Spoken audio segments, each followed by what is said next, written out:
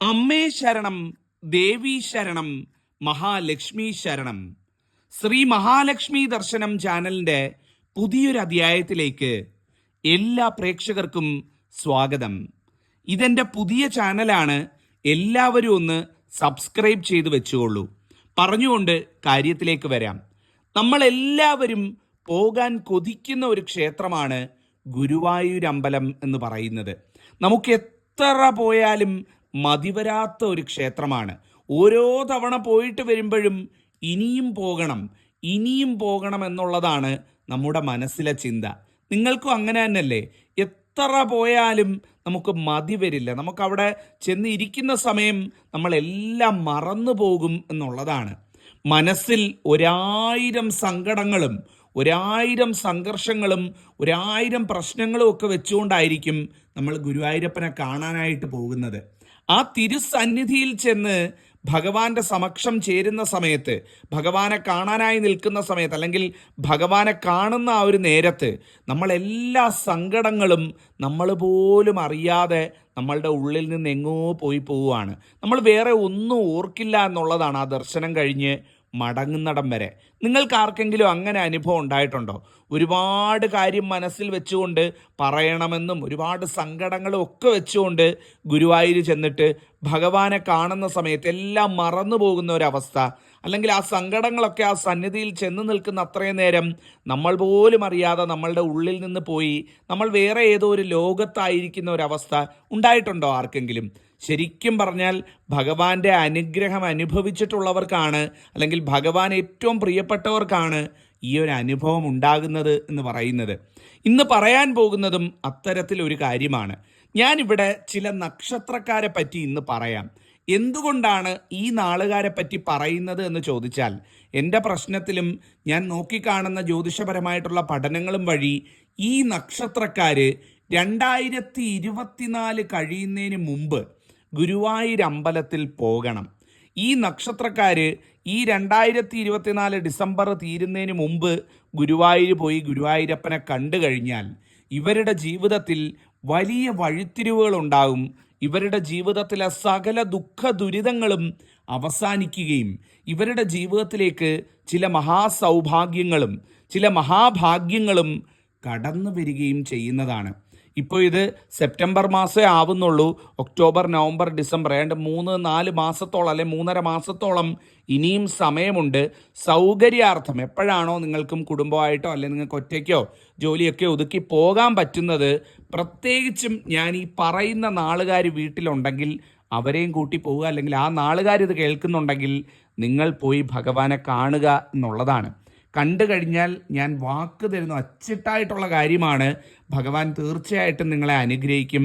നിങ്ങളുടെ കാര്യങ്ങളിലൊക്കെ ഒരുപാട് മാറ്റമുണ്ടാകും. സമയം തെളിയും, നേരം തെളിയും എന്ന് തന്നെ പറയാൻ സാധിക്കും. ഞാൻ ആ നക്ഷത്രക്കാരെ പറയാം. ഈ നാളുകാരൊന്ന് ശ്രദ്ധിച്ച് കേൾക്കുക. അതുപോലെ തന്നെ ഗുരുവായൂർ പോകുന്ന സമയത്ത് ഞാൻ ഈ പറയുന്ന വഴിപാട് കൂടി നിങ്ങൾക്ക് ചെയ്യാൻ പറ്റുമോ എന്നുള്ള കാര്യം കൂടി ഒന്ന് ശ്രദ്ധിച്ച് നോക്കുക. ഇതും കൂടെ ചെയ്തു കഴിഞ്ഞാൽ ഏറ്റവും ഇരട്ടി ഫലം എന്ന് പറയാം, ഏറ്റവും ശക്തമായിട്ടുള്ള ഫലം നമുക്ക് കിട്ടുന്നതായിരിക്കും. നക്ഷത്രങ്ങൾ ഞാൻ ഒന്നൊന്നായിട്ട് പറയാം, ശ്രദ്ധിച്ച് കേൾക്കൂ. മകയിരമാണ് 1, 2 പൂരം, 3 അവിട്ടം, 4 ചോതി, 5 ഉത്രം, 6 ഉത്രാടം, 7 തിരുവാതിര, 8 കാർത്തിക, 9 പുണർദം, 10 ചിത്തിര, 11 തൃക്കേട്ട, 12 ചതയം. മൊത്തം 27 നക്ഷത്രങ്ങളുള്ളതിൽ ഈ 12 നാളുകാരാണ് നിർബന്ധമായിട്ട്. മറ്റുള്ളവർ പോകണ്ട, അല്ലേ മറ്റുള്ളവർ ചെന്നാൽ ഫലം കിട്ടില്ല, അങ്ങനെ ഒന്നുമല്ല ഞാൻ പറയുന്നത്. ഈ 12 നാളുകാർ ഈ 2024 തീരുന്നതിന് മുമ്പായിട്ട് ഗുരുവായൂർ സന്നിധിയിൽ ചെന്ന് ഭഗവാനെ കാണണം എന്നുള്ളതാണ്. ഈ നക്ഷത്രക്കാർ പോയി പ്രാർത്ഥിച്ചു കഴിഞ്ഞാൽ, ഭഗവാന്റെ ദർശനം ഇവർക്ക് കിട്ടിക്കഴിഞ്ഞാൽ തന്നെ ഇവരുടെ എല്ലാ ദോഷങ്ങളും ദുഃഖ ദുരിതങ്ങളും ഒറ്റയടിക്ക് തീരുന്നതായിരിക്കും എന്നുള്ളതാണ് ഞാൻ എൻ്റെ പ്രശ്നവിധികളിൽ മറ്റും കാണുന്നത് എന്ന് പറയുന്നത്. അപ്പം ഞാൻ ഈ പറഞ്ഞ നാളുകാർ ഒരിക്കൽ കൂടി പറയാം. മകയിരം, പൂരം, അവിട്ടം, ചോതി, ഉത്രം, ഉത്രാടം, തിരുവാതിര, കാർത്തിക, പുണർദം, ചിത്തിര, തൃക്കേട്ട, ചതയം.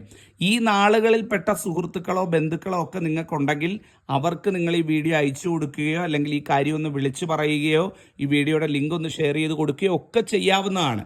എന്തുകൊണ്ടാണ് പറയുന്നതെന്ന് പറഞ്ഞാൽ മറ്റൊരാൾക്ക് അത് ഉപകാരപ്പെടുമെങ്കിൽ, നമ്മൾ മൂലം അത് ഉപകാരപ്പെടുമെങ്കിൽ അതിൻ്റെ പുണ്യം നമുക്കും ലഭിക്കുന്നതാണ്. അപ്പോൾ തീർച്ചയായിട്ടും ഈ നാളുകാരെയൊക്കെ അറിയാമെങ്കിൽ അവർക്ക് അയച്ചു കൊടുക്കുക, അവരോട് ഇത് പറയുക. അപ്പം എല്ലാവരെയും ഇത് അറിയിച്ച് എല്ലാവർക്കും നല്ലത് വരുത്തുക.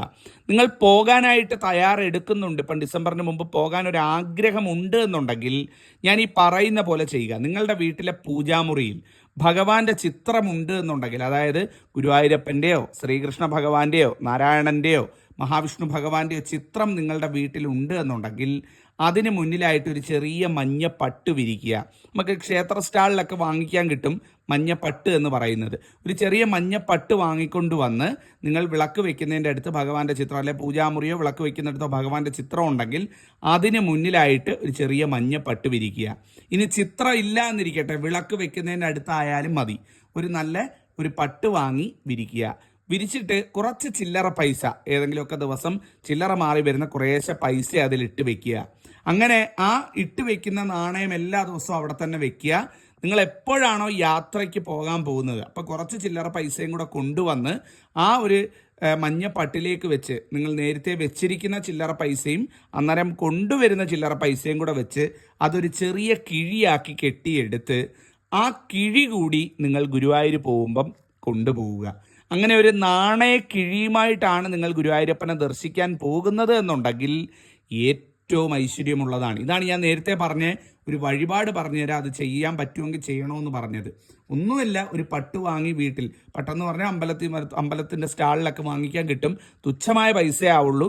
ഒരു മഞ്ഞപ്പട്ട് വാങ്ങിക്കൊണ്ട് വന്ന് ഇതുപോലെ തന്നെ വീട്ടിൽ ഭഗവാന്റെ ചിത്രത്തിന് മുന്നിലോ വിളക്കിൻ്റെ അടുത്തോ വെച്ച് അതിൽ ചില്ലറ നാണയങ്ങൾ ദിവസവും ഇട്ട് വെച്ച്, അല്ലെങ്കിൽ കയ്യിൽ ചില്ലറ വരുമ്പോഴൊക്കെ 1 രൂപ 2 രൂപയൊക്കെ ഇട്ട് വെച്ച് പോകുന്ന സമയത്ത് കുറച്ച് ചില്ലറ മാറിയും കൂടെ കൊണ്ടുവന്ന് വെച്ച് അതൊരു കിഴിയായിട്ട്, ആ വെച്ചിരിക്കുന്ന തുണി ഓരോ ദിവസവും ചില്ലറയിട്ട് വെച്ചിരുന്ന ആ കിഴി അതായത് തുണി ഒരു കിഴിയായിട്ട് കെട്ടിയെടുത്ത് ആ കിഴിയും കൊണ്ട് വേണം ഗുരുവായൂരപ്പനെ തൊഴാൻ പോകേണ്ടത് എന്ന് പറയുന്നത്. അപ്പോൾ ആ കിഴി അവിടെ കൊണ്ടുപോയിട്ട് അവിടെ കാണിക്കയിൽ സമർപ്പിച്ച് ഭഗവാനെ തൊഴുകയാണ് എന്നുണ്ടെങ്കിൽ ഏറ്റവും നല്ല കാര്യം.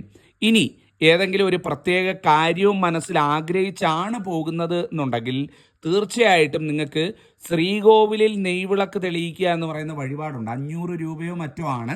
ശ്രീകോവിലിൽ നെയ്വിളക്ക് തെളിയിക്കാനുള്ള വഴിപാടിന് കൂടി ഒരു രസീതാക്കുക. ഓൺലൈൻ കൂടെ അത് ബുക്ക് ചെയ്യാൻ സാധിക്കുമെന്നുള്ളതാണ് എൻ്റെ ഒരു അറിവ്. അപ്പോൾ അതൊന്ന് ശ്രദ്ധിച്ചു നോക്കുക.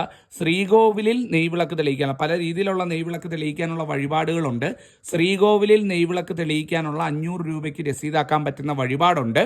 ആ വഴിപാട് കൂടി നടത്താവുന്നുണ്ടെങ്കിൽ ഏറ്റവും നല്ലതാണ്. ഇപ്പോൾ ഗുരുവായൂർ പോകുന്ന സമയത്ത് ഒരു നാണയ കിഴി കൊണ്ടുപോവുക, അതോടൊപ്പം ശ്രീകോവിലിൽ ഭഗവാന് നെയ്വിളക്ക് തെളിയിക്കാനുള്ള 500 രൂപയുടെ വഴിപാട് കൂടെ നടത്താവുന്നുണ്ടെങ്കിൽ ഏറ്റവും കെങ്കേമോ, നിങ്ങളുടെ ജീവിതം രക്ഷപ്പെട്ടു എന്ന് പറയത്തക്ക രീതിയിൽ എല്ലാ സൗഭാഗ്യങ്ങളും വഴിത്തിരിവുകളും നിങ്ങളെ തേടി വരും.